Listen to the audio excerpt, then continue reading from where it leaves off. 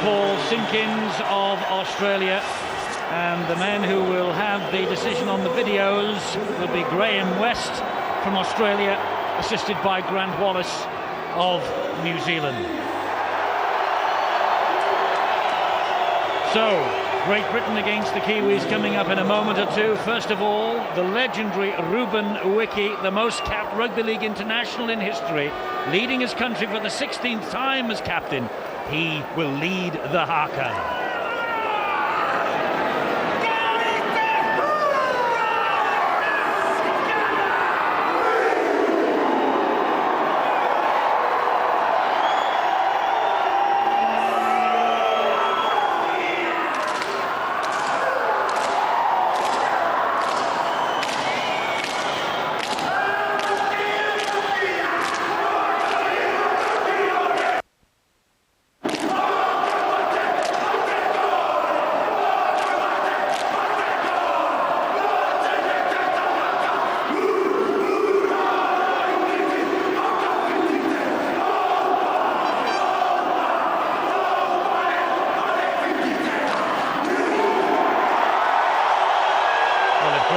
Britain didn't know it before, they know it now. They are in for a battle, but the British team just stood in a line and watched. And there was no disrespecting the haka from Great Britain. Steve-O, it's a vital 80 minutes for Great Britain and the Tri-Nations. Pretty vital also that they get off to a tremendous start. I mentioned in the build-up to this game that let's hope that the official does allow Great Britain to regain their feet. A fortnight ago in Christchurch, it was a real problem for the British boys, in as much that the Kiwis were holding them down for several seconds, which can stop the momentum. But they will be fired up, don't worry. David Kidwell, remember the big hit on Willie Mason in the second game against Australia. It is going to be a big battle here, especially in the forwards. Well, underway. Sean Long gets the game in motion, and here comes the first run from Manu Vatuvei, and Britain are in there very, very quickly to restrict him to the 20-metre zone. That's dummy half, and coming down the blind side, Steve Matai. He missed Great Britain in Christchurch, but he had a very impressive debut against the Aussies in Auckland last month. The opening moments of this test match so important as Britain's forwards try and lay the platform for Sean Long and company to build on it. That was Asatazi. The ball played in field and is lost, and Stuart Fielden gobbles the possession up for Great Britain. Rather surprisingly, the Kiwis trying to keep the ball alive. Half a chance there, but Stacey Jones just couldn't take the pass from Asatazi. But it really has surprised me that the Kiwis are actually trying to offload in the first seconds of this game. First error. That is Adrian Morley underneath the two challengers. It's Great Britain on the attack here with Danny Maguire, flicks the ball back, and this is Gareth Ellis. Gareth Ellis will get to his feet, play the ball to Terry Newton. Newton finds Jamie Peacock, and Peacock drives in, and Wiki came in with a flying tackle on him, the third man in. That's Terry Newton now. Here is Sean Long. There's the kick that drifts behind and bounces, but is well watched by Shontaine Harpy, and Long following up comes in with an important tackle. Well, the last time these sides met 2 weeks ago, New Zealand moved up very quickly out wide. Here's the break though, I'll just hold with that, Eddie. Indeed so. Here, oh, they spill the possession, has Soliola. Well, that is something for Great Britain to breathe a big sigh of relief about. You've seen early on in the first 2 minutes, New Zealand's game plan really is to keep the ball alive, move it around and ask questions. They want to score points, they want to hurt Great Britain, but they're hurting themselves by coughing up possession there. The pass from Terry Newton wasn't the best, but Kirk Eamon picks it up, and Kirk Eamon goes for a little drive, and he is pulled down by Soliola and also by Shontaine Harpy. Here now is Gareth Hock. What an international start to his career he has made here on this Tri-Nations tour. Terry Newton just 5 metres away from the line. Great Britain, it comes back to Sean Long, and Long will fire it to Maguire, and Maguire drops the shoulder, goes round one, thought about the pass to Peacock, took the tackle instead. Newton again at dummy half, come down the short side, Peacock loses the ball. Well, another error early in the piece. 2.5 minutes into this game, New Zealand have coughed up the ball on 2 occasions, and now it's Great Britain's turn. Nerves are obviously playing its part here. This is the first game I've seen since the series has started where we've seen so many errors in the early part. I can't believe that New Zealand have turned 2 balls over in their first 2 sets of 6. A sure way to put pressure on yourself. Great Britain probably haven't capitalised, although Sean Long's kick in behind was a good play, but they really needed to add to that pressure by completing that last set of 6. But it's pretty obvious for me that both sides have come out here to start at a pace to try to lift the intensity immediately and gain the ascendancy straight away, and through that we've seen a couple of errors already. Stacey Jones with the kick. It's a long raking kick over the top of Paul Wellens, and it bounces to the right hand side, finds touch in the end, and that would be head and feet at the resulting scrum 10 metres away from their own line for Great Britain. The Kiwi bench, and Stacey Jones, well, Stacey Jones 7 goals and 14 points against Great Britain at Loftus Road last year. The kick though didn't really fool Paul Wellens. Not a bad option though. He's been around a long time as Stacey Jones to realise that if he can get it over the back, just being able to set their defence, and you can see it's pretty strong. And again, the Kiwi defence moving out quickly out wide, just off the ruck, trying to force Britain down that middle. They're getting out of the line quickly. That's a great run though. It's a wonderful run from the captain, Jamie Peacock, making the ground, almost getting Great Britain towards the halfway line. Brent Webb was in there, and so too was David Farlongo with the tackle. Leon Price, the dummy half. Here is Gareth Ellis. And Ellis gets Great Britain up to the halfway line on tackle number 3. Eddie, you don't want your captain to make speeches and do all the talking. You want him to lead by example. That's what Peacock did. Oh, mistake by Britain again. Awful pass from Long, gobbled up by the Kiwis. Long, though, the man who comes in with the tackle on Soliola. And here now comes Ruben Wiki. Wiki hands it on to Brent Webb. Going to see this fella running. Remember what happened in Christchurch, and Morley. Great work though, wasn't it, by the standoff Nigel van Ganaert. He really got into the face. He's coming in on the angle right at Sean Long. He knew he was going to get clattered. He just tried to tip it on, didn't come off. Morley picked up a couple of elbows in the face from Brent Webb as he tried to regain his feet after the tackle, but New Zealand are 10 metres away from the British line. This is danger. Here is Kidwell on the charge, and Kidwell manages to get the ball away. It's Webb again. Webb 5 metres away, dancing this way, that way, giving it then to Halatau, and Dean Halatau goes for the line. That is tackle number 4, says referee Paul Simpkins. He plays the ball to Kidwell, who finds Stacey Jones, and there is Mannering. Oh, and the ball is almost fed out wide. Matai tried to get the ball away, but tremendous defence from Leon Price. It's Mannering again at dummy half. Stacey Jones will hoist the kick. This will swirl in the air, and the ball has bounced awkwardly and hits the touch-and-goal line. Oh, well, everybody here with a British jersey on and with a British scarf on has breathed a huge sigh of relief.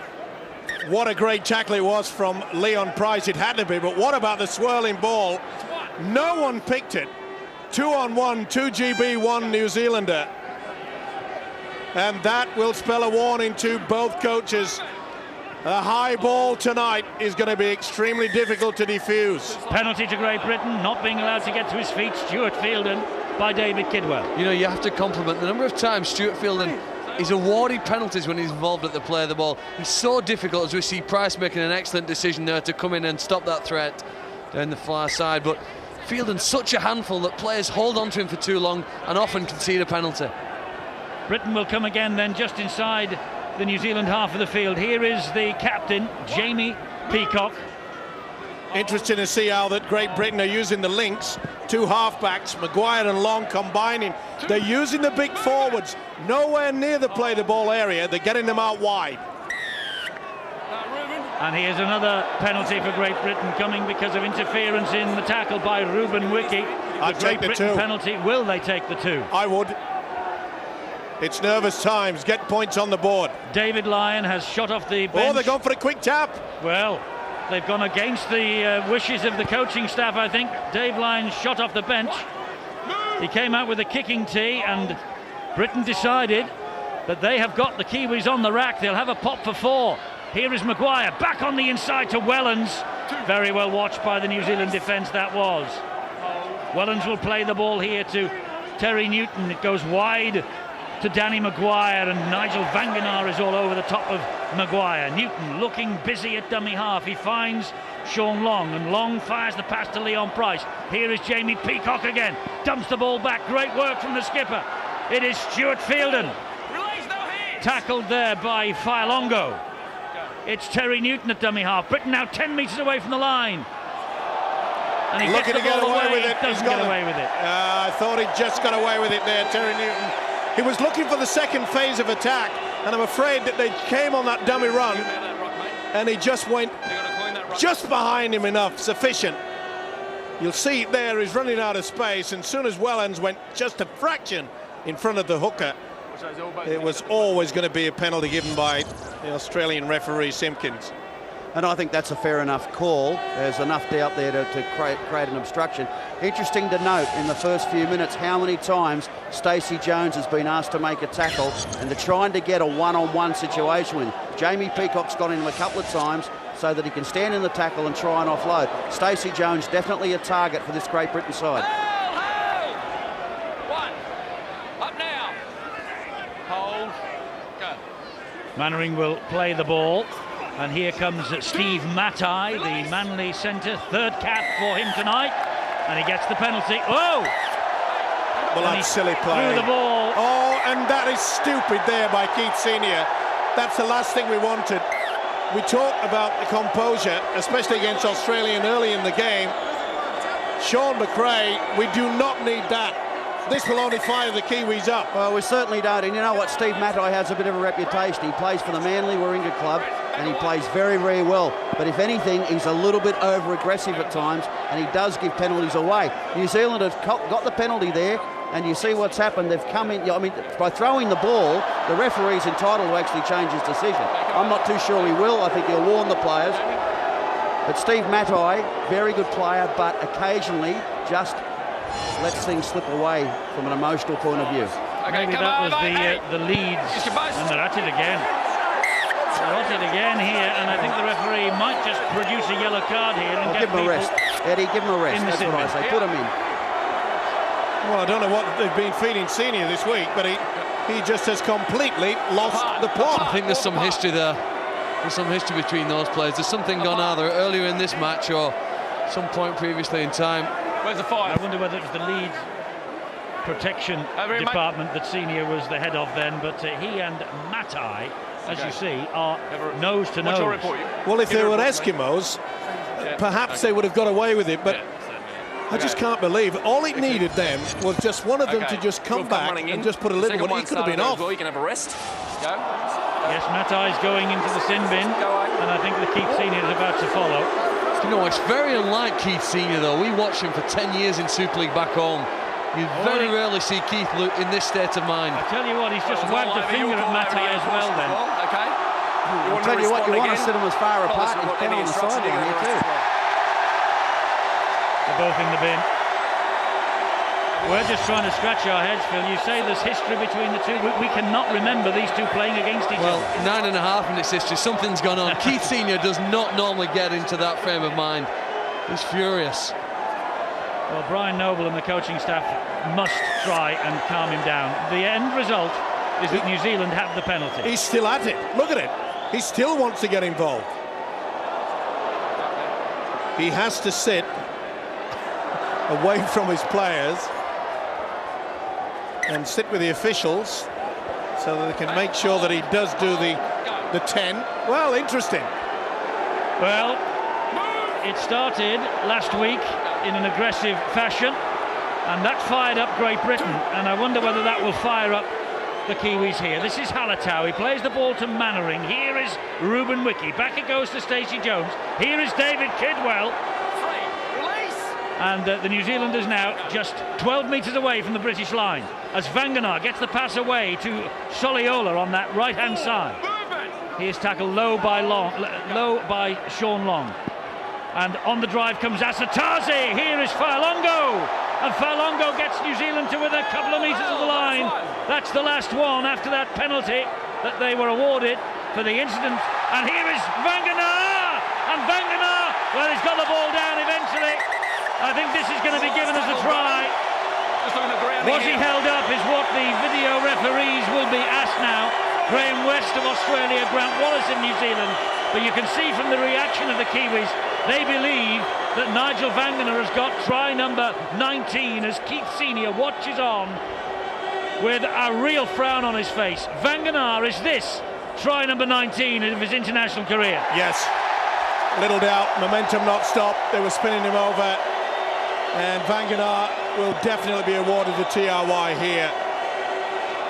Well, it fired them up against Australia last Saturday, but it has done the reverse here, and New Zealand has struck back. This will be confirmation, surely. Nigel Vangenaar, already New Zealand's international all-time record try scorer, and he extends that record with the first try of this Tri Nations match, a vital match, and New Zealand have the lead courtesy of Nigel Vangenaar. He'll be with Souths in 2007, currently with Cronulla, and of course once upon a time he had a stint with the Warrington Wolves. Great build-up, two great runs from the big forwards put Vangenaar in a good position, and I'm afraid our first and second markers were a little bit asleep. See how they both went the same way, but they couldn't stop him. Newton went far too high, and that's a tremendous effort by the Kiwi. The standoff has set the scene here. Delighted crowd. A delighted crowd because Stacey Jones has just kicked the goal, and Keith Senior is on the field, and well, the face really says it all. Nigel Vangenaar doesn't create many tries, but he certainly knows how to score them. He's just one of those instinctive players who finds his way over the try line, and perhaps Great Britain's attention was focused on Stacey Jones at first receiver when the primary concern should have been the dummy half. I'm sure, Phil, they were looking for the kick from Stacey Jones, and Nigel Vangenaar, as you rightly said, is an instinctive player, but I think what he's shown there as well is just how strong he is. The number of times I've seen him score tries from dummy half, I mean, I can't remember, but it's been plenty, that's for sure. You know, one thing on Great Britain, I think they've planned for New Zealand to play them up the middle. They always think that New Zealand are going to take them on with the big forwards and just roll out a dummy half there and one-off passes. But New Zealand have actually been keen to shift the ball. Little two plays where Asotasi goes the line and likes to tip onto Dave Folongo, and then they just play off the edges. I think that's caught Great Britain out just a little bit in terms of their defensive pattern. And I think in the aggressive stakes it was just a victory on points there for New Zealand. But a little bit slow in that defensive line as well. You can see there that Kidwell had plenty of room to move. Here's a high one. It's swirling all over the place, and Great Britain breathed a sigh of relief again because Mannering was on the end of the bounce, and Wellens, although he came for the high kick forward, couldn't get that, but he got the tackle in. It just shows you the experience of Paul Wellens, and he was all at sea with it. He went to go for it, it just disappeared and swirled around out of his grasp. This is Leon Price now for Great Britain, but great defence from New Zealand. Mannering and big Manu Vatuvei leading the way. Morley drives it forward again. Well, we thought it would be a tough test. We thought it would be a very physical battle, and in the opening 13 minutes or so, it has proved to be. Terry Newton waits dummy half, centre field for Great Britain. Here is Fielden. Last tackle here for the British, still inside their own half. Long with an important kick and gets it downfield. Good kick too. It bounces a couple of times, but Brent Webb on his way to Headingley, and we know what he can do after that 80-metre try in the match at Christchurch. And there's a push and a shove again. Gareth Hock was pushed away by Brent Webb. We've got to get back to our game plan. Forget about this little niggling. The New Zealanders, they're pretty good at it. They're saying a lot of words in there. And a silly second grab. Just the lack of concentration. You've got to be thinking all the time. Okay, you've gone 6-0 down. It's not a matter of how you can prove how tough you are, Phil. It's a matter of just getting yourself back into the pattern. You know, the Great Britain players know, in having played against New Zealand for the last few years, they play in bursts steady. They'll have a 5-minute period where they're red hot. They're having one right now. You've got to hang in right now for this. They have indeed. That's Roy Asotasi. He will play the ball here to Halatau. Here is Stacey Jones. And it's Farlongo again. He goes through one tackle, gets the ball away to Mannering, and Price was there, and good job he was too. And Terry Newton with arms between the legs, that is sometimes penalised in the Super League.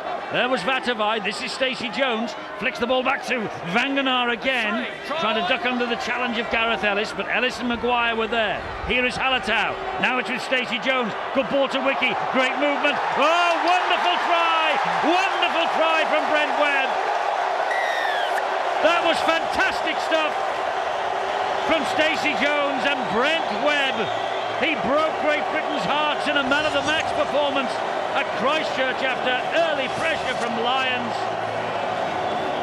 And he has come up with a second try here in Wellington today. Great Britain suddenly on the back foot, and it all has gone wrong since Keith Senior and Steve Matai went nose to nose.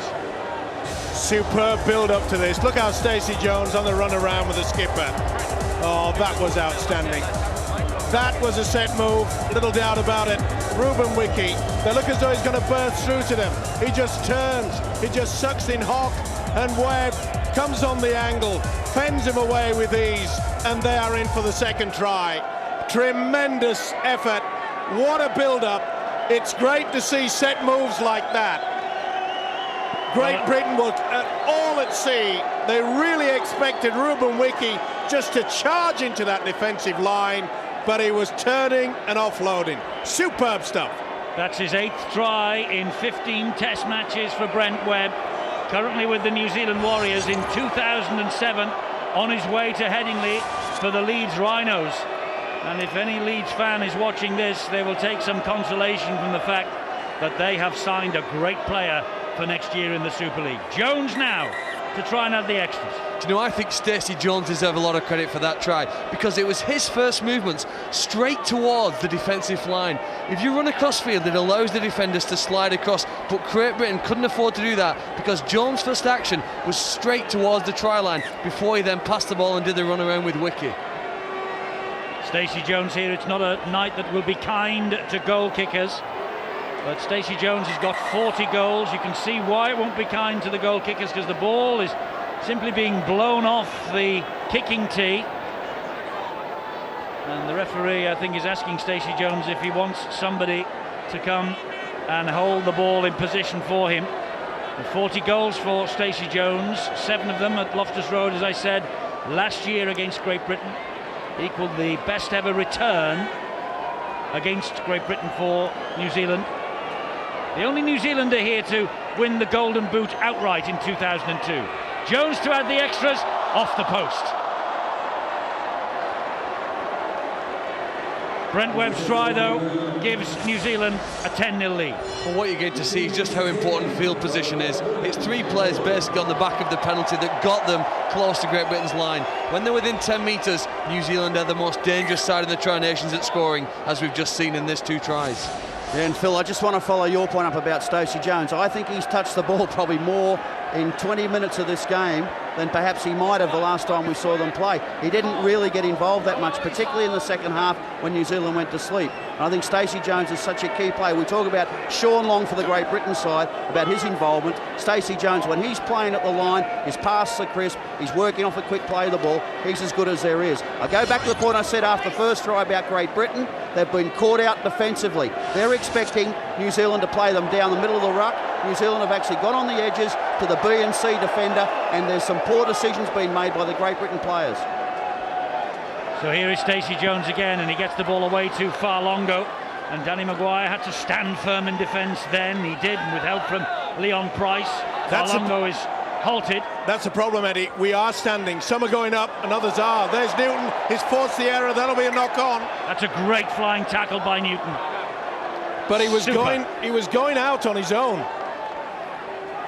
If he'd have sidestepped there, it could have been a huge gap. And that is where we're lacking. We are not moving as a unit. Great decision, though, by Terry Newton in the end, wasn't it? I think some players are given a task, aren't they, by the coach? You've got to put pressure on the kicker. He's your man, and you've got to get him. You can't afford to let him step around you, and that's a big player there from Terry Newton, turning over possession closer to the halfway line. And maybe you've just seen the end there now of that 5-minute period where New Zealand are dominant. Well, Keith Senior warming up, ready to come back. and so too is Steve Matai. It'll be interesting when they come together again in the not too distant. Oh, Morley with an offload. It was risky, but it got its way to Wellens. And Wellens trying to dance his way up the middle, but sheer weight of numbers stopping him there. Well, it only takes a while, Brian Noble, the GB coach, to bring on James Roby, but if we don't get over it in a few moments' time, I think it's time to make sure that Roby does come in. We need a little bit more flair and attack from the dummy half. Try to put pressure on the first and second markers in the Kiwi side. Long will play the ball to Terry Newton. He'll give it then to Leon Price. They'll spread it left to Maguire. Maguire then gets it to Gareth Hock. Takes the return, Danny Maguire, and hoists the kick. Looking for Senior just on. Oh, an awful mistake. Chance here for Britain. And this is Gareth Ellis for Britain. Just what they needed. And an awful mistake in defence. The high ball was swirling around all over the place. And I think it might have been Batuvai who put it down. He was certainly last line of defence in this corner. And that's a little bit of luck that Great Britain needed. Gareth Ellis with the try. We'll give the credit, I think, to Terry Newton. He really turned that play around, didn't he? He got possession, Great Britain went forward and they scored on the end of it. Superb play. Needed a kick, we're going down the wrong alley. And we mentioned that this guy can spill the ball. He's not the safest pair of hands in International Rugby League. And Gareth Ellis has made sure that they have paid the price. We needed that little stroke of luck. It was a good step off the right foot. And the loose forward tonight, Gareth Ellis, has put Great Britain back in, albeit by a stroke of luck and the error from the winger. But it's what we expected. They have to bomb this guy. He's not confident under the high ball. A stroke of luck for Great Britain at just the right time. And Sean Long now, the reluctant goal kicker, really. He had his best ever test performance last week in Sydney. And can he add the extras? What a bonus this would be. Long with the kick. He's tried to drift it in on the wing, but it goes the wrong side of the post. But it's 10-4. Britain are on the board at least. Eddie, I remember on grand final day of the Super League, and Brian Noble was a guest on the show at the game, and I was talking to him off camera about the first Tri-Nations game that was on earlier that morning between Australia and New Zealand. And we're talking about the power they had in their wingers in Tame Tupu, who's not playing tonight, and Manu Vatuvei. And I remember saying to him, their strength can be their weakness because they're both very, very dicey with their hands. They can be outstanding at times and very strong and powerful, yet they make mistakes. Manu Vatuvei, that's a classic example. I've seen that so many times this year with the New Zealand Warriors, where it seemingly, I mean, I would call that an unforced error. And that's just poor from a player at this level. He'll get a chance to make up for it, but also your confidence can be shattered for the game. Kick to him again, that's what I say. Well, it's very interesting actually in the build-up. Britain had the penalty here for messing around at the play the ball by Vatuvei. Very interesting in the build-up to that try. The ball was in the air. Senior was chasing the ball down for Great Britain. Steve Matai had not come back onto the field for the New Zealanders, even though obviously the signal had gone from the fourth official on the sideline that time was up for the sin bin players. Anyway, Great Britain on the board, 10-4 in the test, 22 minutes gone. And here is Fielden. Big collision with Asatazi. Stuart Fielden almost withdrew from this tour. His mother very sadly died only a month or so ago, and he was very tempted to stay at home. And in the papers this week, that has been one of the reasons given why we haven't yet seen the best of Stuart Fielden on this Tri-Nations tour. But Brian Noble says he is ready to explode tonight. We shall see. He plays the ball to Terry Newton, who finds Sean Long. He'll attack the line, flicks a short pass. This is Yeaman. Over the top it goes. That's touched backwards by a New Zealander, but straight into the arms of Brent Webb. Just a little bit over-adventurous there, but he was in a good position. You could see he was handing off with Yeaman, trying to get it through. What a great tackle by Yeaman here on Soliola. Nothing that Gilmore could do about that. Had a hand to it. Oh, that was a real mess. That could have been a penalty there. Didn't play the ball correctly. That was Dean Halatau. Halted. And that's Kalis on the drive forward for New Zealand. 4 tackles gone, still inside their own half. New Zealand with Stacey Jones, and here is Mannering, and gets the ball away to Stacey Jones. He's clobbered to the ground by Morley and Senior. Brent Webb waiting at dummy half. Jones looking for the penalty, it didn't come. Furious with the decision there by Paul Simpkins. Ball is kicked downfield behind Wellens and behind the dead ball line. Good pressure there. Made sure that this fella didn't get a very good kick in. They've sorted themselves out in the defence. And as Sean McRae was saying, the big fellas out wide, Mannering and Kidwell, they're finding space, and that is a knock-on. What a mistake. Just when we didn't need it. Again, the lack of concentration. I just feel at times that Great Britain don't look settled. It's a bit of a panic at times. Oh, definitely a hand in there as well. It was by Kalis, definitely. Yeah. Not picked up, and that's why the Kiwis have this possession deep in British territory.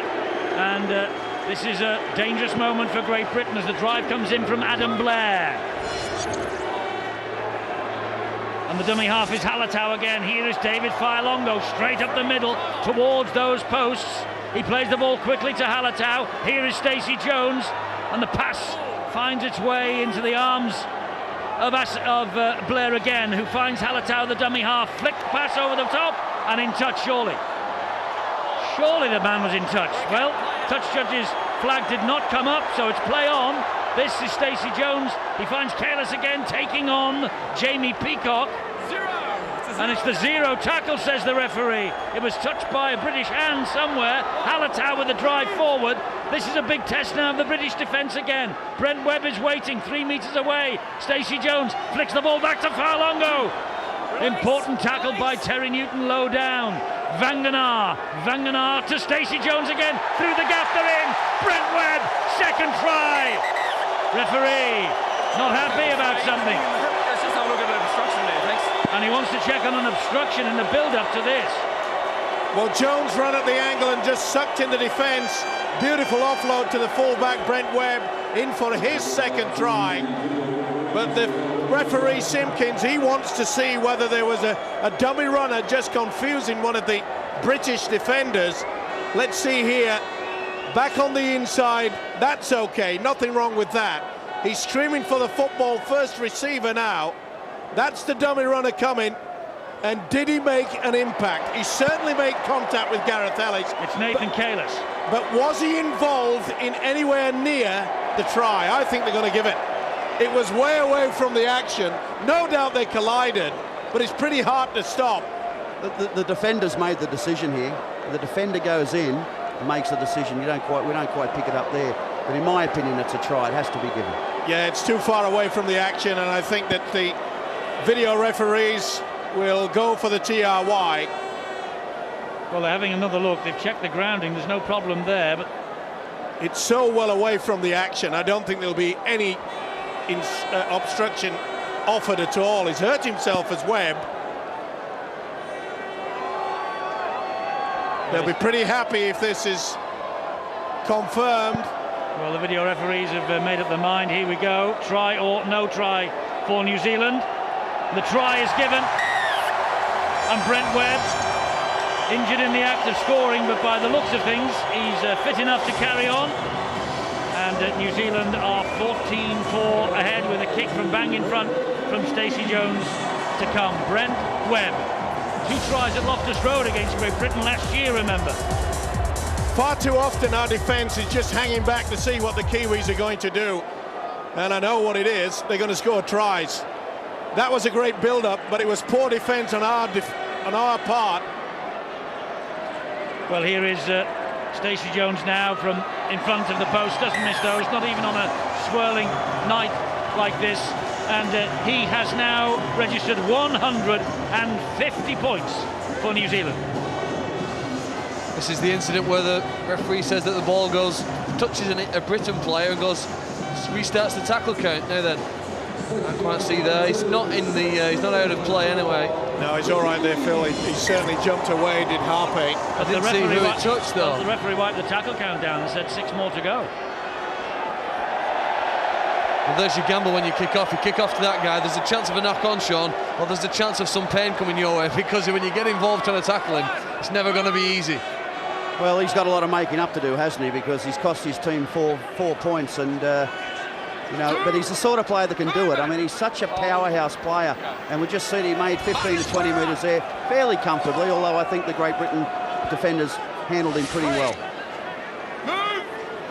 That's Simon Mannering, loose forward in Christchurch. There's Stacey Jones, here is Kalis. Great Britain were waiting for him then. Gareth Carvell is on the field once more, as is James Roby. This is Kalis again, driving the ball forward, the Parramatta captain. Last tackle here for New Zealand. The ball is funneled back to Brent Webb. That bounces, and kindly in the end for Kirk Yeeman. Long time since there have been 3 members of the Hull FC side in a Great Britain side in a test match, and all 3 at the moment currently on the field. There is one of them, Gareth Carvell. New Zealand having the better of the possession as well, of course. This is Leon Price. That's much better. Too quick play the balls, got ground there. Roby, can he just change the game? Carvell will drive it forward. Tackled low down by Motu Tony. In fact, there's another Hull player on the field in a test match. This is Stuart Fielden. And Fielden gets the ball away on the bounce to Sean Long. He skipped away from Tony, but he couldn't get away from Farlongo. New Zealand hounding Great Britain down in the tackle. Especially Sean Long, they're coming at him from all angles, giving no space to move at all. This is Maguire. Maguire gets the ball away to Wellens. Risky business, but it came off. Wellens gets into the 20-metre zone on the last tackle for Great Britain. Roby will find Sean Long, and the pass then to the try scorer Gareth Ellis. Back out the door to Long, and Roby in support dumps the ball back again, and the ball is gobbled up. Stuart Fielden just put it down, and that was good work from Shontaine Harpy. Pretty solid defence from the Kiwis there. They worked overtime. They're playing the ball a lot quicker than what we are as well. They're really up for it, especially from deep within their own half. Shontaine Harpy with a great run downfield. But I ask you, Steve, are they being allowed to play the ball quicker than Great Britain are? Oh, they've got a penalty now for offside. I think you're right, but like happened in Christchurch a fortnight ago, we are not really having that enthusiasm to get on with it. The Kiwis are. When you allow a bloke like Shontaine Harpy to race 20 metres in front before our defence is anywhere near them, you know, for the first 2 or 3 tackles, we're pretty solid, and then we just go into this mode where we're hanging back to find out what they're going to do. I actually think we're seeing a more aggressive New Zealand team here tonight. I think we're seeing a side that's playing under some pressure. They're playing like a desperate team, so they're doing everything at pace. They've raised their intensity levels, and I just don't think Great Britain have gone with them in the most part of the game. The scoreline will reflect that. Great Britain, to me, just haven't settled offensively yet because they've had to do a lot of work defensively. Stacey Jones, there's the pass again, this time to Adam Blair, facing Great Britain for the first time. That's Motu Tony. Motu Tony trying to pinch one from dummy half for the Kiwis. Britain muscling up in defence. That's the last tackle, but they're bang in front of the sticks. Vanganar back to Brent Webb on a hat-trick. Good down to the in-goal area. Price with work to do, and Price is forced back. It will be a repeat set of 6, will it? Referee having a close look. It's on the line, says drop out. Paul Simpkins. Drop out coming up. Tremendous work there. Neat little kick by Webb. They all anticipated. They thought that Stacey Jones was going to be receiving the football. Good kick in the in-goal area. This play probably sums up the half an hour of action we've seen today. There's more desperation in the black and white jerseys. Look, there's a battle going on, and the Kiwis are winning it at the moment. They're winning it 16 points to 4. Leon Price had a lot of work to do there. Nearly came up with the goods, but Mr. Simpkins said the ball was grounded on the line, and that means it's a goal line dropout. Territorially, the Kiwis really have us. And Brian Noble knows that he'll be happy to get to the half-time hooper because he has to sort out this defensive line. That's Soliola. He plays the ball to Motu Tony. Motu Tony gives it to Kalis again. Oh, he thought about the pass then. Thought better of it. This is Tony again. It's Simon Mannering. Tony once more. Wiki and Blair. That's 4 tackles gone. Another quick play the ball though. Stacey Jones, wide it comes. And here is a chance out wide. That could be another. It could be another for Pritchard. I think he's dropped it. Frank Pritchard certainly knocked the ball forward. Did he get it before it touched the ground? I don't think he's convinced, neither am I. It was quick hands. Again, we were caught napping in that defensive line. Quite a few of our players were turning around. Again, quick play the ball by the Kiwis. They get on with it. We're not even setting up. I think he loses it here, but does he regain it? Bang. Here it comes. He loses it. It's a knock-on.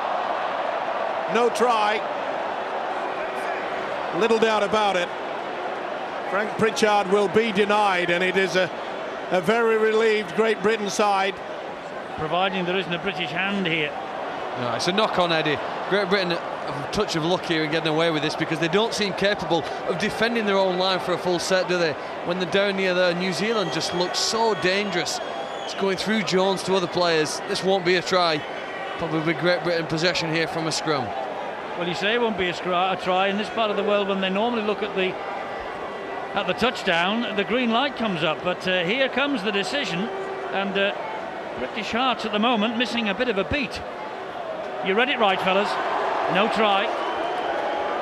Well, it's that situation where Maguire was going into to try to get the ball first, but on the second occasion he was actually going in as though he was tackling. That's why it's been denied.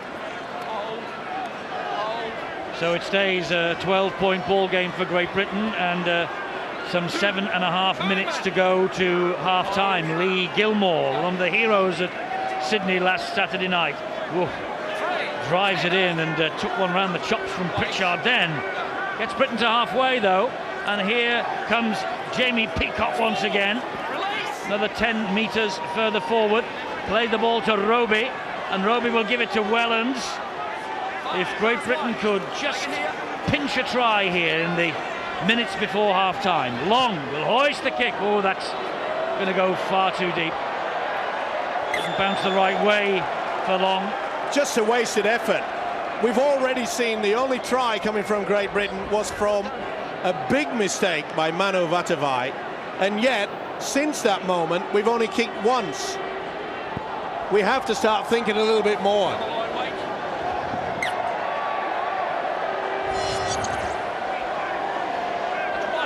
It's New Zealand who are in possession.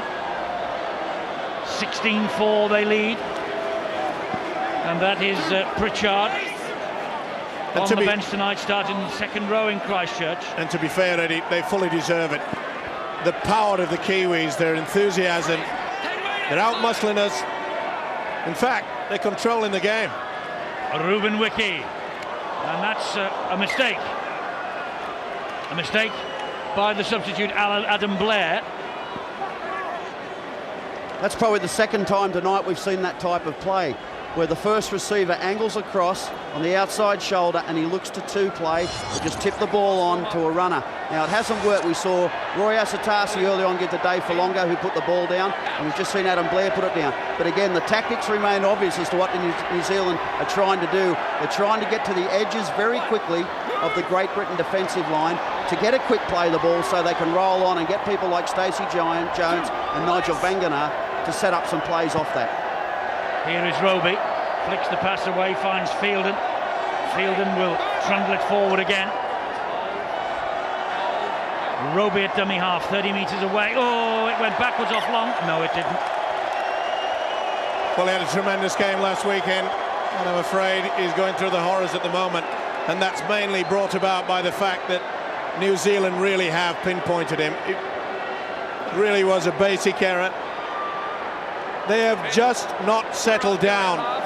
Ever since that bit of a melee, and we saw Senior go in, not only once, but he had a second attempt at it, and it just seems to have unsettled us, boys. Shontaine Harpy for the Kiwis, the Bradford Bulls, of course. He's yet to be on the winning side against Great Britain. Here is Mannering. That's a good tackle by Yeaman. And Gareth Ellis in there as well. Motu Tony waiting dummy half. Ball comes in field, it's Kalis. Former New Zealand Test skipper Nathan Kalis. There's another, Stacey Jones. Good run forward again, this time by Adam Blair. Britain muscling up in defence though, that's the last tackle. Motu Tony will look for Brent Webb, will dab the ball down the line, looking for the big winger Vatuvai, but it only found its way to the touchline. Well, the scoreline is 16-4. You can afford to do that. New Zealand know they're in charge in the defensive department. Neat little chip into the corner. It's all about putting yourself in a good position in the opposition half, and they're doing that. Very little opportunity for fluid football from Great Britain as yet. This is senior, Webb with the first tackle, and Simon Mannering with the second. Now Gareth Rayner through the first one, but it can't get away from Ruben Wiki. But Steve, I come back to the point, Britain are being fair and above board in the play of the ball. The Kiwis holding down in the tackle and not being penalised by this man. This is for offside. You're right there, Simpkins is really hammering. Eddie, one of the tests of a coach is the ability to recognise a problem before it comes to an emergency. And I guess the scoreline as it is, half-time fast approaching, Brian Noble's got a great opportunity to try and alter the flow of this game, because as it currently stands, New Zealand are clearly the dominant side. And Great Britain don't seem to be able to make a chink through the defensive line. Look at this, messing around at the play of the ball all the time. And we're not just looking for excuses for Great Britain here. This is Roby. Great offload there by Carvel. That's got the momentum, but as you see again, and this Australian referee is just completely ignoring it. This is Peacock trying to hop his way and keeping going. Jamie Peacock, what an effort from the skipper. What a fantastic effort from Peacock under all that pressure. But again, look, they can't get the quick play of the ball, Great Britain. Roby, and it's with Long, and back it comes to Wellens. Wonderful tackle. Fantastic tackle from Soliola. Long again, and Wellens dabbing it to the corner. It's a try for Rayner.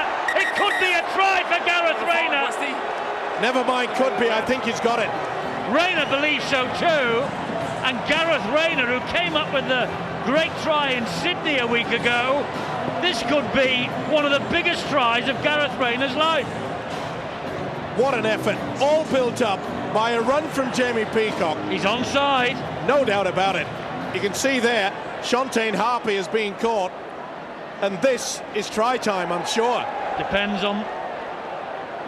Nothing wrong with this, but I wonder about the head on. I think his backside is up in the air. Try time. Ooh. Try time. I've got no problems with that. I think they're going to have to go frame by frame. It deserves a try. I'm confident. There you go. That's enough. You're right. Yep. I think you're right, Steve-O. I know I'm right, TRY. Don't worry about that. It's down before the left elbow. It's anything of the whitewash. This will be given. What a beautiful kick through. Last week, Great Britain were able to score just before half-time and just after half-time. It was perhaps the key to success last week. Will it be the same today? We had an element of luck in the win at Sydney. Just that bit of luck here now with this decision. Well, I don't know why it's taken so long. Well, I'll tell you why, because on that angle, it looks like he loses control of the ball. Well, that's what they're looking at. I think he gets a fingertip to it in front. I give it benefit of the doubt. I think you've got to give it a try, but that's what they're looking for, Steve-O, here. Does he lose control?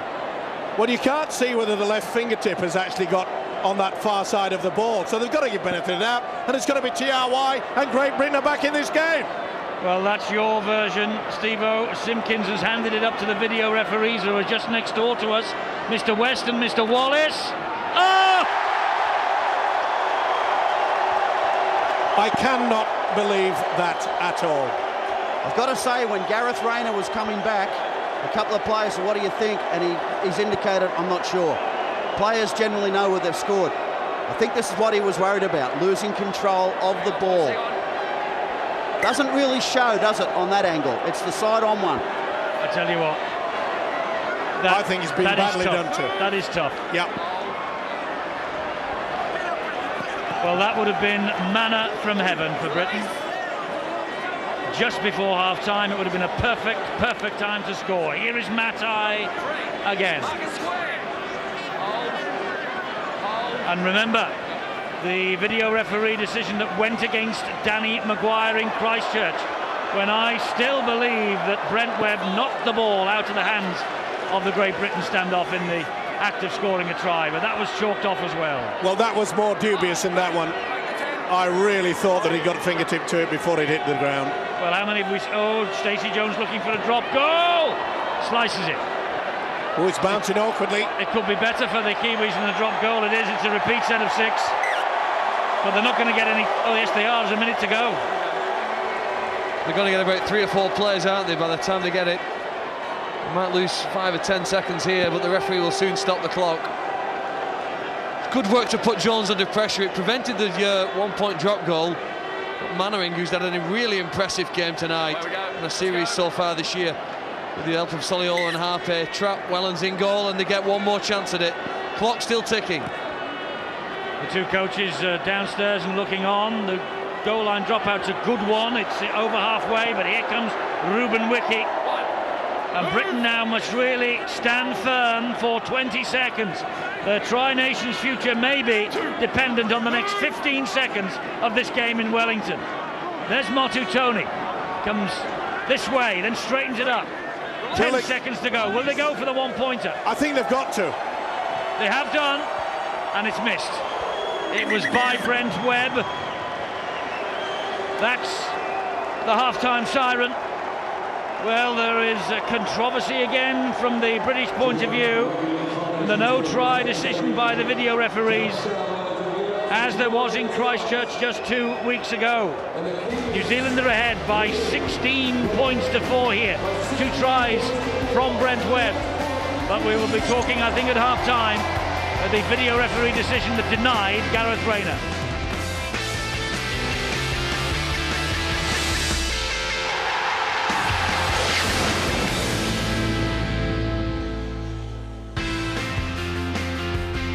This is game 5 of the Gillette Tri-Nations, a vital one for Great Britain. They win this, they're in the final.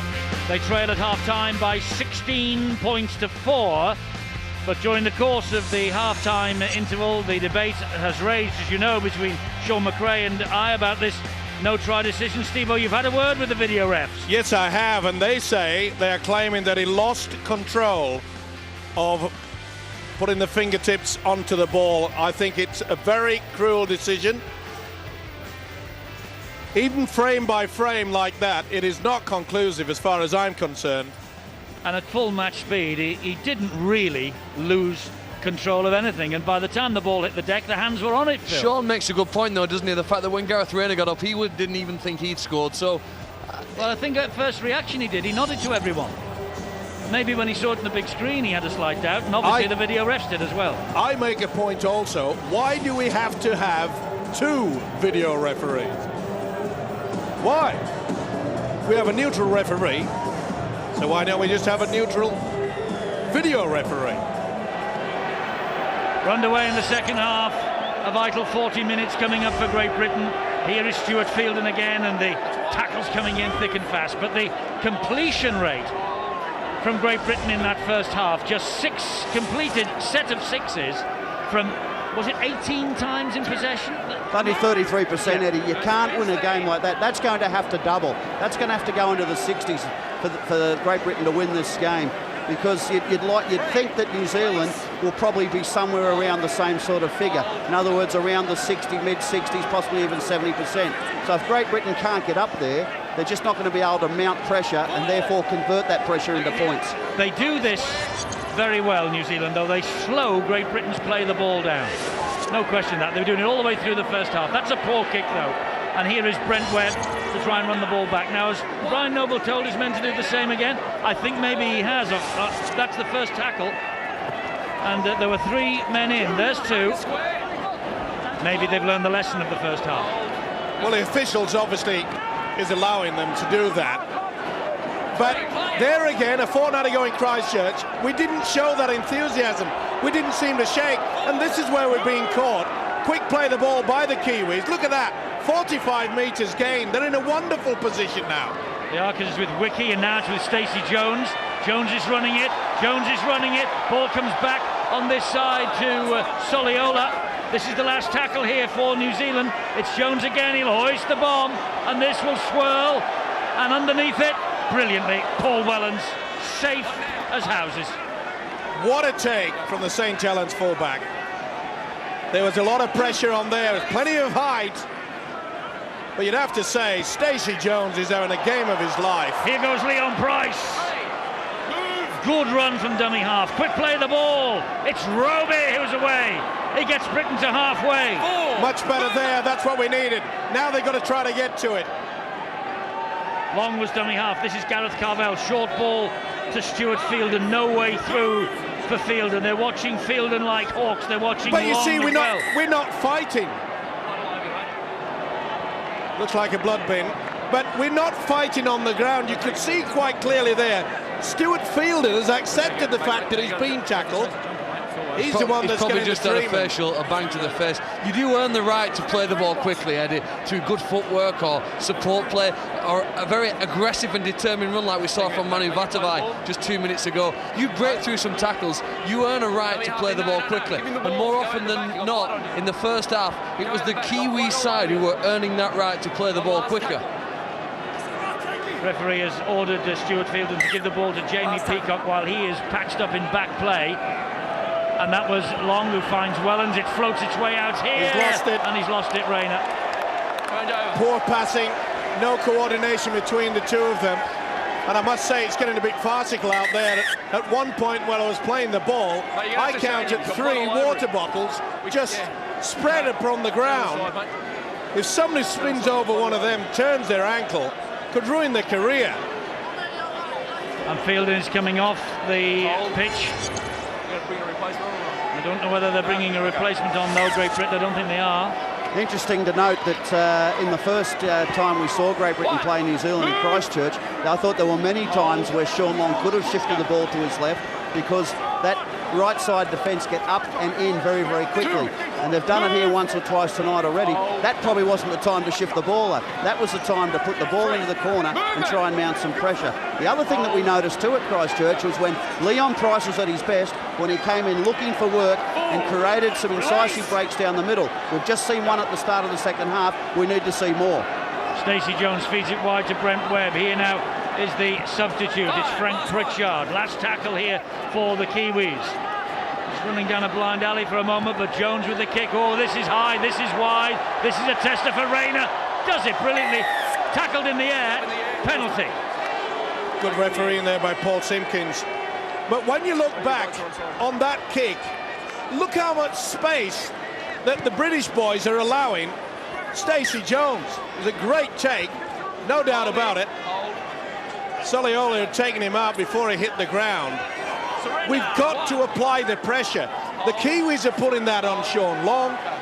We're not doing the same to the man who's orchestrating everything out there in the black and whites, and his name is Stacey Jones. Great Britain haven't been able to play at the intensity they showed last week against Australia to this point, and New Zealand have lifted, as we've spoken about. There's a mistake now again, or a penalty. Fortuitous one for Great Britain here, Eddie. Ruben Wiki is the man who is picked out by Mr. Simpkins for punching the ball out.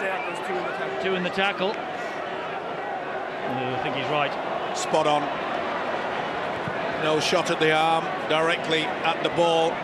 We are desperate for a try now. If we've got to move up our sleeves, this is the time to utilise it. Fielden's back on. Oh, big collision. Fielden and Soliola. Well, the centre just pushed him back there. Would have stunned Fielden. Roby to Long. Long flicks the ball to Gareth Rayner. Rayner is attacked by 3.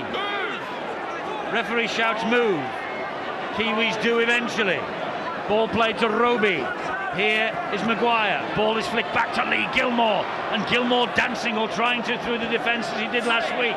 No way through on this occasion. And that was the very same play that scored against Australia. Didn't quite come off tonight. Long gets the ball to Ellis. Ellis just had to get rid of it in the tackle and did. It comes back to Paul Wellens. And Wellens runs flat. Flicks the ball then to Danny Maguire. The dancing feet of Maguire, but nothing on there. Roby whipped along. He drifts the kick through the middle. Chance, oh, just wouldn't bounce for Lee Gilmore. Just would not come up for him. Great effort, well spotted, beautiful little chip through, and it just wouldn't pop up for him. He was in a super position there. Good work from Vatuvei. Just made a nuisance of himself to make it awkward. Just couldn't get it in. Much better though, that'll lift their confidence. Just checking whether John Wilkin has been thrown into the action in this test match yet, but I don't think he has. Here's Vanganar. Oh, he ducks under the challenge as well, Vanganar. He will play the ball here to Soliola. Got the decisive try against Great Britain in Christchurch, Soliola, 2 weeks ago. And Ruben Wiki takes the tackle, will play it to Motu Tony. Tony then to Stacey Jones. Goes wide to Pritchard. Back on the inside it comes again to Matai. He's halted by Keith Senior. Last tackle here for the Kiwis. Jones will pepper Gareth Rayner once again. Rayner collects, then takes the tackle from Mannering. Let's go down to the sideline. Ben Pro with the half-time details. Ben. Yes, Eddie caught up with Dave Lyon for a quick chat just after the break. He was emphasising that Britain's defence needs to be more vigorous in the second half and emphasising the word composure. Brian Noble wants the team to put what they've put in practice on the field, what they've been practicing all week. They're giving away far too much possession, and they did feel that Rayner was in control for that try that was disallowed by the video referee. As for New Zealand, Brian McClellan delighted with that first half. He says that they need to take the pressure off the middle of the field. They'll get the ball to the wings, and they want to increase the speed of the play the ball. Well, they want to increase the speed of the play the ball, and we up here want Britain to try and increase the speed of theirs. This is Shontaine Harpy. Good job that his Bradford teammate Terry Newton just had hold of him. Look how easy though we've been allowing them to get over the advantage line. They're making 15 metres at nearly every play of the ball. You can't afford to do that against the quality of this New Zealand outfit. This is Ruben Wiki! And Peacock, importantly, that's 4 tackles gone. They are in the danger zone once again. Motu Tony. Stacey Jones comes back this way. And now it's with Vanganar. He gets the tackle away, and the ball is flicked again by Mannering. It's Brent Webb. They come wide down this side. It's Shontaine Harpy, and Shontaine Harpy goes to ground on tackle number 5. He will play the ball here to Soliola. Back in field it comes to Stacey Jones, running in the defence, dabbing it in. Oh, Britain have lost it! And 6 to go, says the referee. Vanganar and Soliola. Well, these are desperate moments for the British defence. It's Pritchard, it's Webb. Here is Motu Tony, and Motu Tony gets the ball away again. This is Pritchard. Here is Webb. Webb out the back door. Wiki. Wiki takes the tackle. 3 tackles gone. They're 11 metres short of the line. It's Stacey Jones. Flicks the ball to Mannering. Big hit on Mannering. He stands though and drives it forward again. In dummy half is Vanganar, will go left and find Jones once again. A little dab over the top, looking for Brent Webb. Awful bounce. Oh, what a bounce. And Webb might have got the try. He believes so. Body language. There's no interference. Was it Webb? Was it Kalis? Who was it? It's Kalis, is it? Nathan Kalis. The ball bounced horribly. Again, we're not applying any pressure. Look how we're standing off. We should have at least one man diving towards him. It was well weighted. It was a shocking bounce. And I think you're right. It's Nathan Kalis that's definitely got the football. Has he spun over? Yeah, that'll be given. He has not lost control, and that is not a time to concede the try. Full credit to the man again, Stacey Jones. He's been a real thorn in the British side. Can I throw one in here, Steve-O? Has Brent Webb pushed a Great Britain player here? Are they looking for that? I don't know who the player is. It was maybe Gareth Danny Maguire, I Danny think. Maguire. Did he have an opportunity to play at the ball? Well, they're certainly not looking at that. They're only interested in the fact, did he get it down? He certainly did on that angle. The slow motion will perhaps bring it up for the TRY. They're taking a lot of time over this because quite a few people here at the ground were not convinced that the no try to Gareth Rayner, it really should have been given, but I think he will get the nod on this occasion.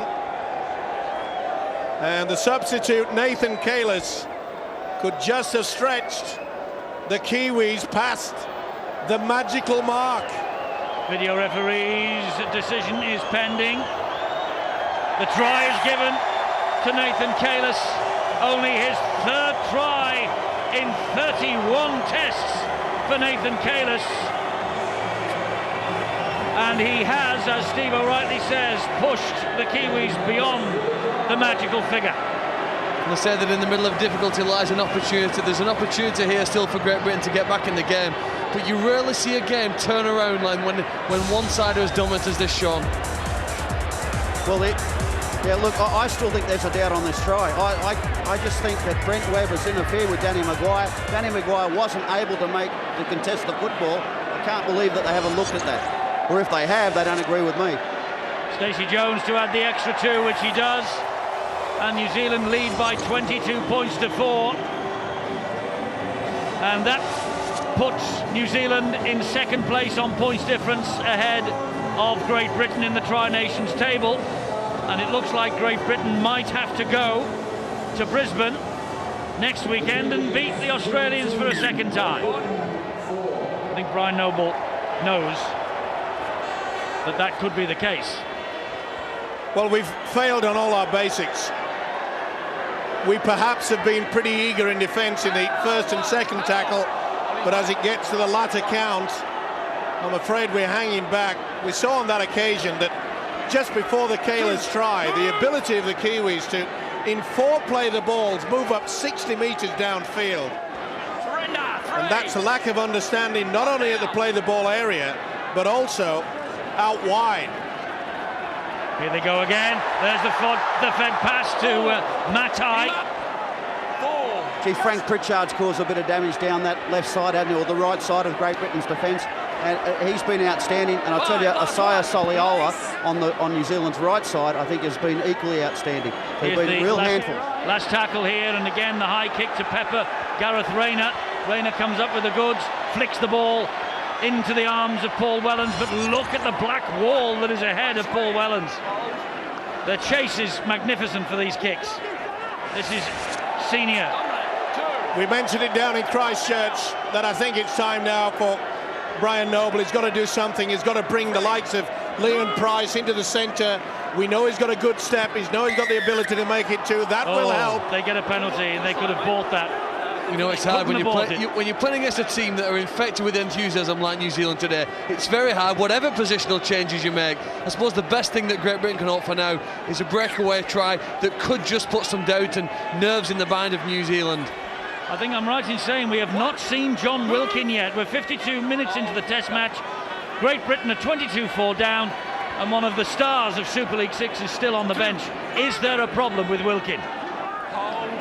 Well, I think he's about to get on the field. So well, there we are. That's answered that then. Brian Noble's been listening to you, Eddie. Well, we certainly need something. We need a spark out there. Maybe he's the man that can do it. As Eddie has mentioned, outstanding year. This is Leon Price. He's seen a little gap. Great ball out the back. Britain cannot get the last pass to go to the man. This is Gilmore. Gilmore overran it. Didn't position himself well. Oh, they're forcing him backwards. That's great defence. Wonderful stuff from New Zealand in defence there. They were about 12 metres away when the ball was spilled to ground. Now they're 30 metres back. And this is Gareth Hock.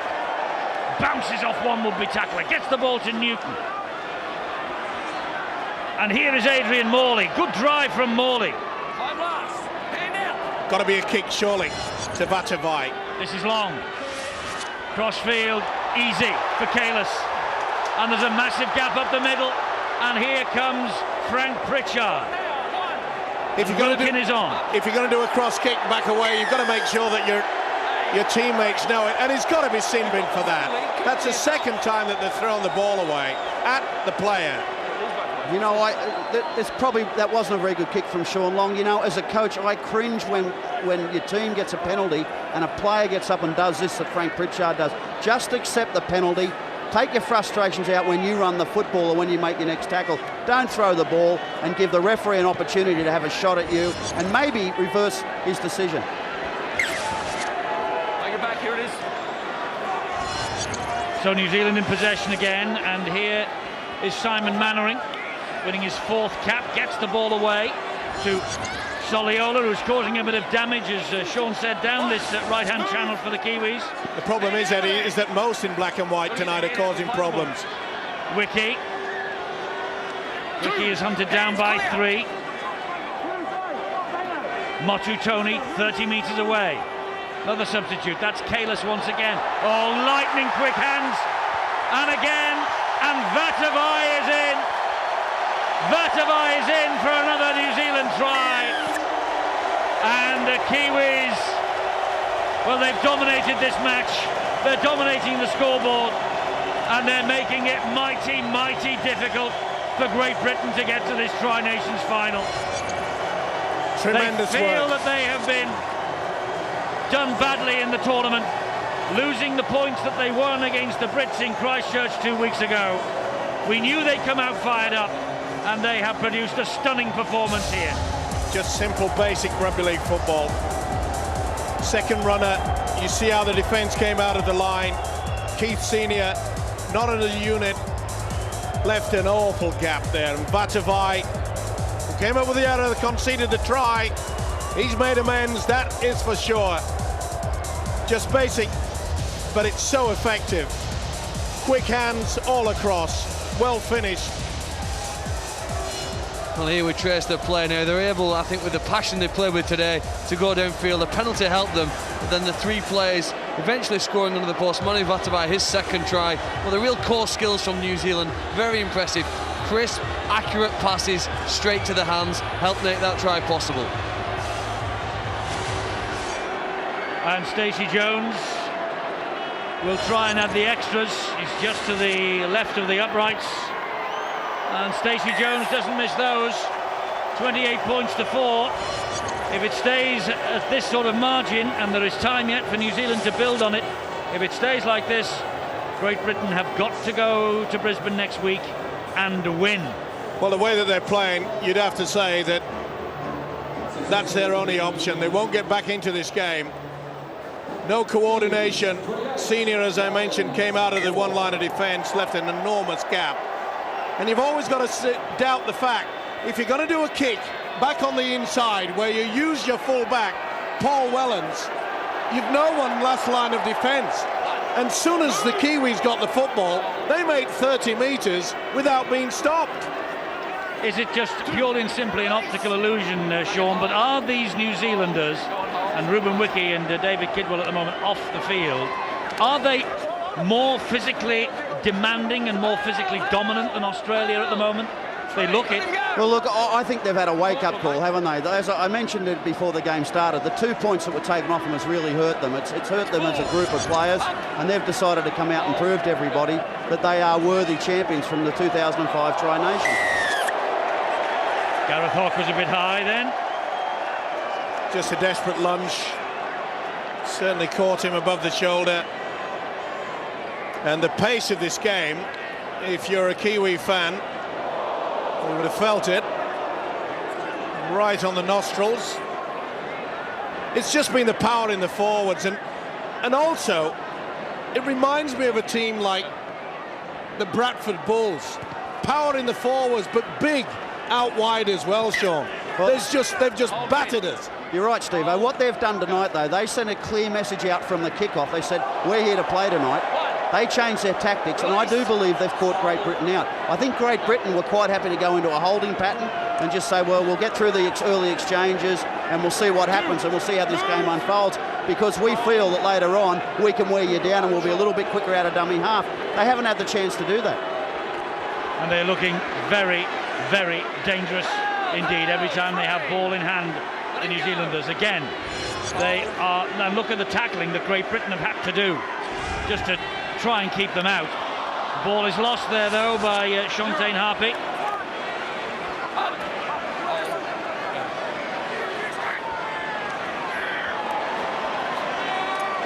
Adrian Morley.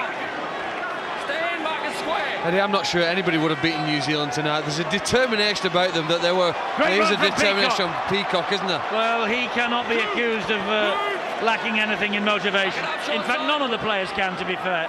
They're just being taken on here by a superior side so far. That's Yeaman. Newton. Long. Infield to Gareth Ellis. That try from him in the first half gave the Lions such hope. There you see the difference between the two sides. On that wide shot, the Kiwis moving up, not allowing us any space out wide. I can't remember the last time that Keith Senior took a ball on the run in attack. Newton dabs the ball over the top, but straight down the throat of Shontayne Harpy. One. Back and square.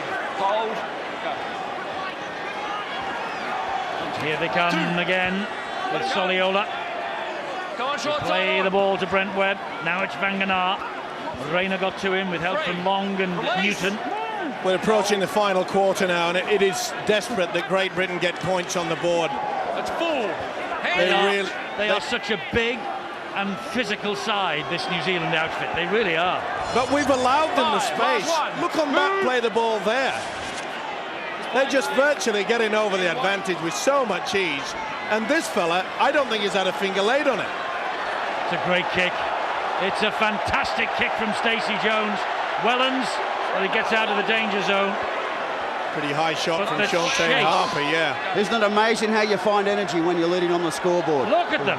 Look at the Kiwis. They're Well, just not giving blood. Britain an They inch. can smell blood now. They want to go on with this.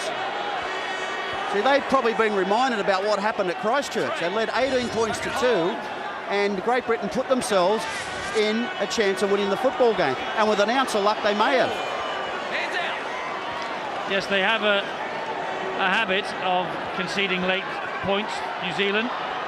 Here is Gilmore, cuts in field, still going.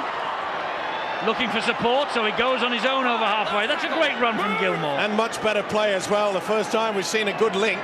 Went through 7 pairs of hands. Long with a kick, but Brent Webb has almost got a radar built in.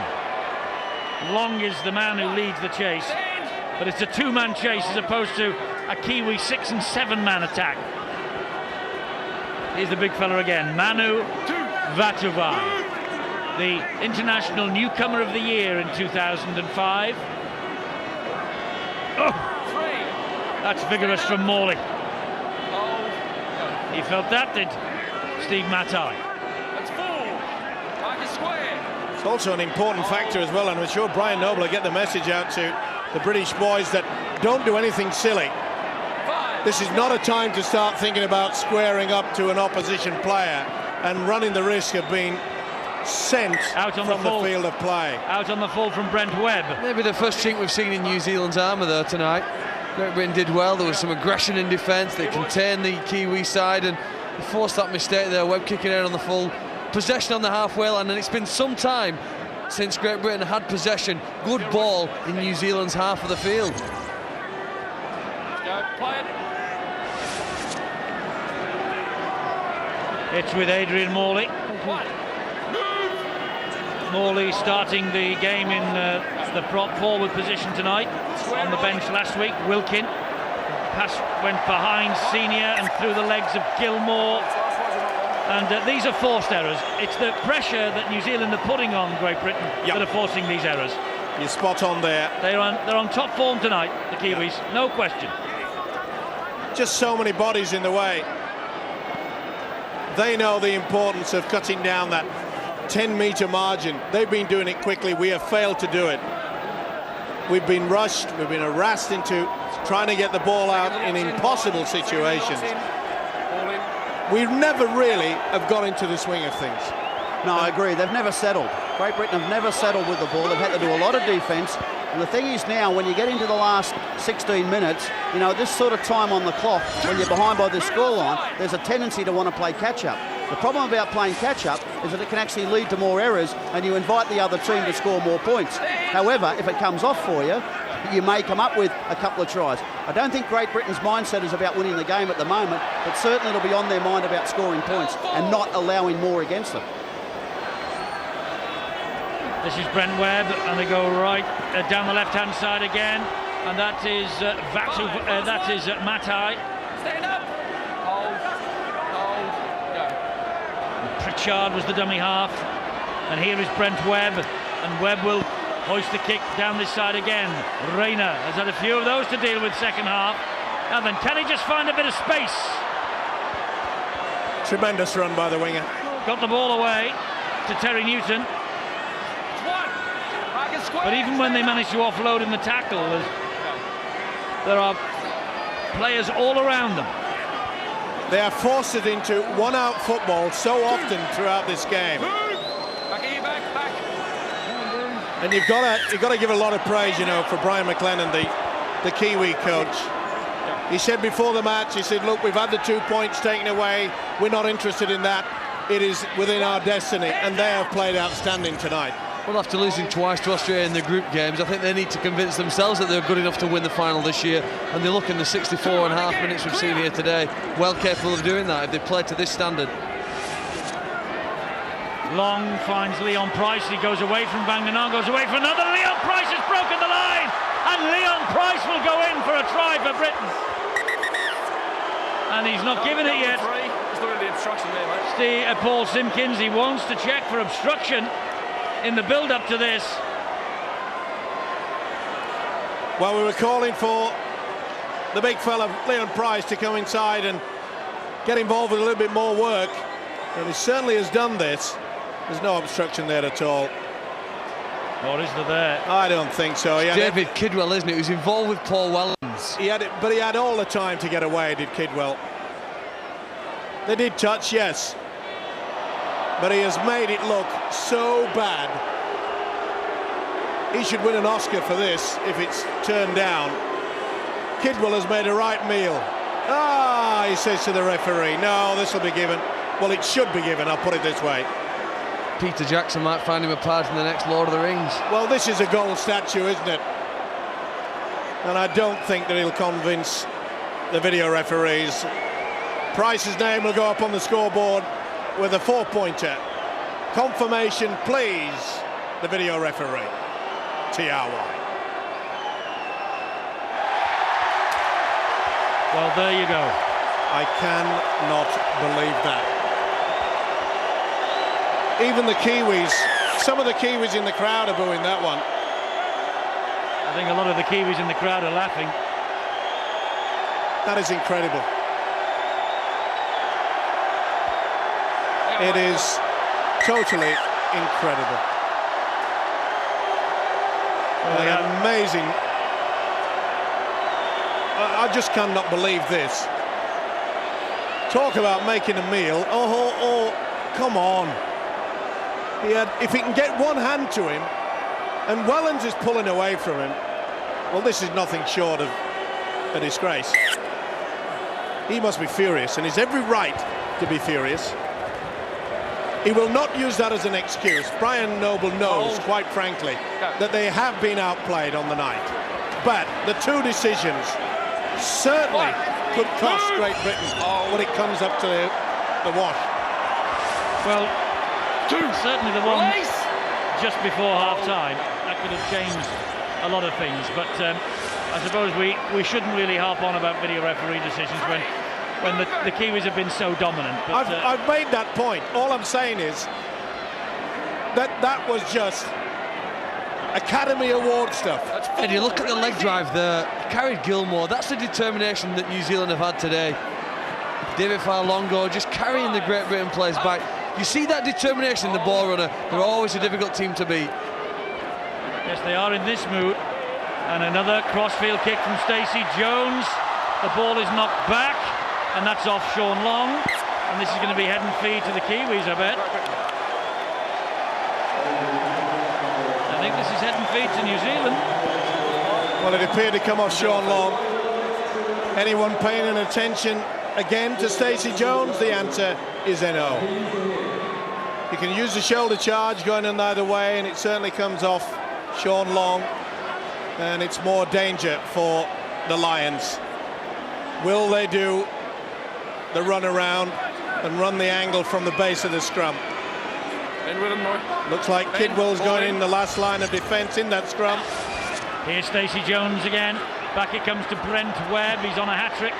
Brent Webb is on a hat-trick. Brent Webb just held up short. Back it comes. Here is Asotasi. There is such physical presence in the black and white jerseys. Halatau will wait at dummy half, will feed it this way to Kidwell. Back it goes to Frank Pritchard. What a game he's had since he came on the field as a substitute. Dean Halatau waits again. Pritchard limps as he gets to the ball. It's Stacey Jones, and back it comes to Vanganar.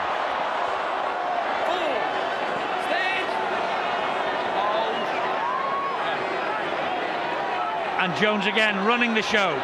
Kidwell, back door, and a chance for Soliola. Shantaine Harpy dumps the ball straight into a British arms, and that was Gareth Hawke. Had to be Johnny on the spot there, did Hawke. But again, tremendous build-up, and look at this defensive effort from the black and whites. And look also where they turn the possession over, right on the British try line. Look at them getting out of the advantage line. Bang, straight into it.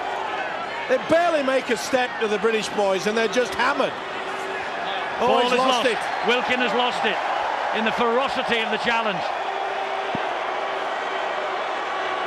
Stacey Jones, wide they go. This is Mannering.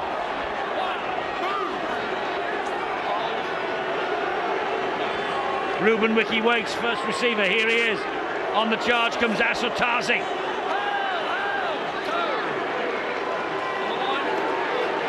Dane Halatau, they're 10 metres short of the line, New Zealand.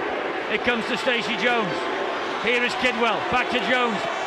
Vanganar is halted, great tackle that by Kirky Eamon. Tremendous effort. Kidwell.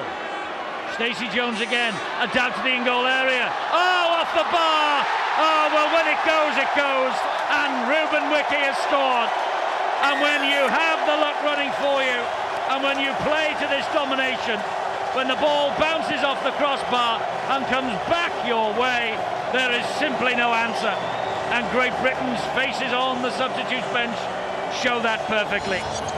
Ruben Wiki with try number 15 for Great Britain, the most capped rugby league international in Test match history, 16th time as captain of his country, the leader of the haka, the leader of the pack, and he's leading New Zealand to within an inch of the Tri-Nations final, I'm afraid. There was a mistake from Wilkin that got the possession, and you'd have to say that he went for it. You'd have to say that he actually tried to pinpoint to hit the crossbar. You couldn't put it past him, this fella. Nothing that Wellens could do about it, and Ruben Wiki celebrates. Great delight, total dismay on the faces of the Great Britain boys. And the little general from the Catalan Dragons pops over the conversion. It's 34-4. We hoped of a British victory. We talked with our hearts, but now our eyes will tell us this is a good New Zealand side. Stop the hemorrhage. That's it now. They've got to stop the hemorrhaging. The only way to stop the hemorrhaging in rugby league is to get more football. And they just haven't had enough, Great Britain, and they haven't controlled what they've had. You know what? You'll talk to Stacey Jones after the game, and I'll bet he tells us he's been practicing that for weeks. I'm sure you're right, Steve-O. I'm sure he aimed at the crossbar. He probably didn't get it right when Nathan Cales' try was allowed. Well, I tell you what, there are a couple of video refereeing decisions that have gone against Great Britain again here in New Zealand, just as the Brent Webb one did in the first game in Christchurch. But we've been outplayed, Eddie. Well, yes, absolutely. But Steve-O, decisions like that, and the way that New Zealand have got this physical presence on the field, there's no wonder heads go down. I don't think heads have gone down. If you look at the chase from that kickoff, they almost kept New Zealand in the in-goal area and forced a goal line dropout. There's no drop of motivation. No, you're right. They're just completely being outplayed by a side who are too hot for them. Great Britain must go to Brisbane in 7 days' time and win. They have to beat Australia for the second time on Australian soil, and look at that kick. How many times has Stacey Jones come out of retirement. I think it's 5. They said it was going to be his swan song. When he came back, he steered New Zealand to an absolutely sensational win in the Tri-Nations final last year when they defeated Australia. He has been wonderful tonight. Steve-O, if you had a forward pack playing like that tonight, like the New Zealand forwards did, you'd be disappointed if you didn't dominate as a halfback. He is an outstanding player, and we've seen him destroy so many sides. But the foundation has been laid by the Asatasis and the Kidwells and the Ruben Wickies, the men up front that have decided to take on the Great Britain players, and they have dominated the ruck. There's no question about it. Here comes Keith Senior. It all seemed to go slightly awry once Keith Senior and Steve Matai had their head-to-head in the first half. Well, that seemed to lift New Zealand visibly. It certainly did. We made a point.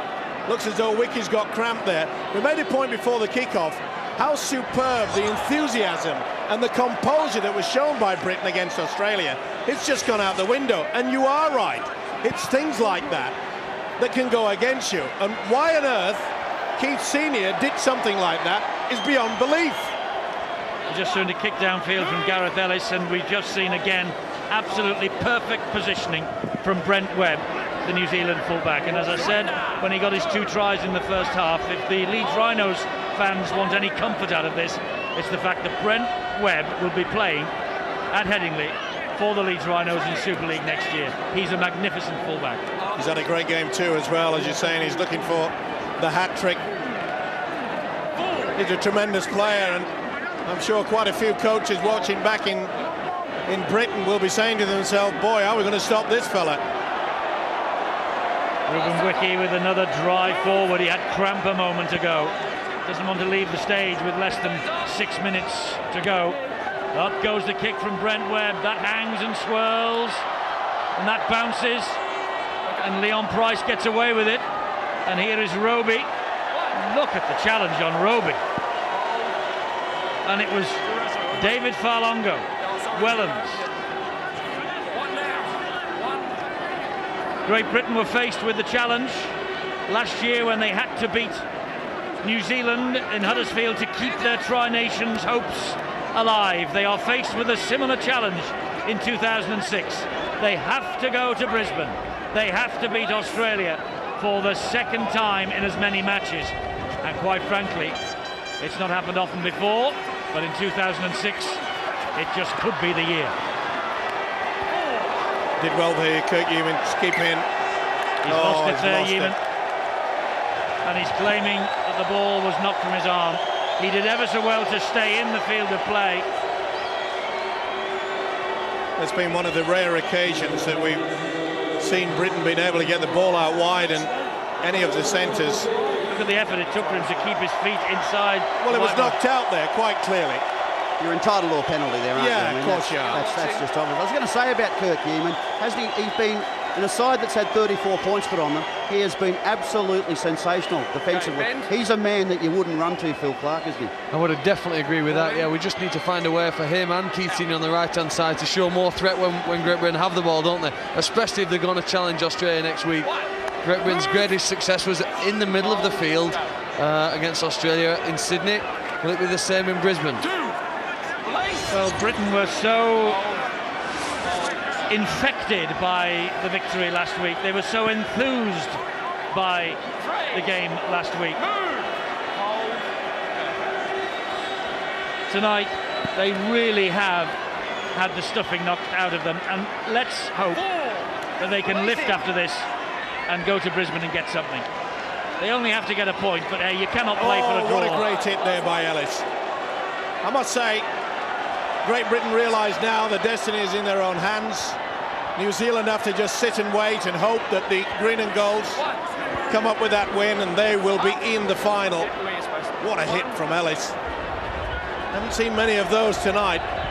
You've got to give Britain credit for the fact that they are trying everything, but this black and white mob are just swarming over us. It's the best I've ever seen the Kiwis play defensively. They've shown some beautiful stuff. Good work there by Roby, taken high by Wickie. On halfway, he will play the ball to Gareth Ellis, and here is Sean Long. You know, fair credit to Britain, they have not turned it in. They really haven't, but look at the tackling they've had to do. Same numbers, different order for Great Britain in the tackle count. Here goes Brent Webb. This is where the Kiwis are dangerous as well. They'll try to get the ball away.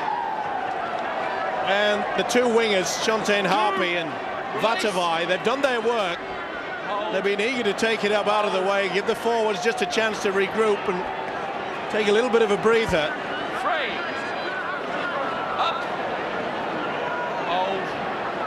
It was 1970, the last time Great Britain won twice in Australia. The last time they won the Ashes. And next week in Brisbane, they have to come up with an Ashes winning performance Without to make doubt. it through to the Tri-Nations final. And it's a bit of a dilemma as well. What does Brian Noble do? Does he stick with the tried and trusted, or does he give some of the other players in the squad the opportunity, the chance? Well, I don't believe that they can play 5 test matches in as many weeks. Not everybody. It was always going to be a tall request. We knew that, but we were buoyed by the fact we played ever so well against Australia last week. There he is. He's got to be man of the match, hasn't he? Behind the pack. Oh, without a doubt. He has played magnificently. He's run the show. But this is the reason why this physical dominance, this physical presence. It's been cruel. And it continues to be right into the last minute of the match. They have moved forward. We haven't. Peacock. No one has tried harder than the skipper. Stand up. We're watching tonight New Zealand's record-winning margin against Great Britain. 30 points. But can Britain just get a couple more points on the board in the final minute of this match? It's doubtful for Brian Noble, John Sharp and company. Long will attack the line. Finds its way out to the far side to Senior. He keeps on going. Keeps the ball alive to Roby. Roby keeps the ball alive to Wilkin. And Wilkin hoists the kick looking for Gareth Rayner. But underneath it was Soliola. He was judged, Stuart Fielden, to be contesting the ball in the air. Surrender. 2. Well, they've done the task that they needed. It was only 15 points they had to score the margin. And it's 30 points. They've done their job. They now have to wait as the crowd count down to the final hooter. And there it is. The second victory for New Zealand against Great Britain. But the only one that counts.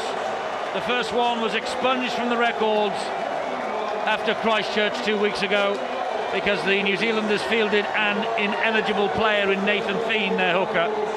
But there'll be no scrapping of the record here tonight in Wellington. The third time that Great Britain have been in the capital city, and the second time that they've lost. And a magnificent display from New Zealand. Absolutely wonderful. A sheer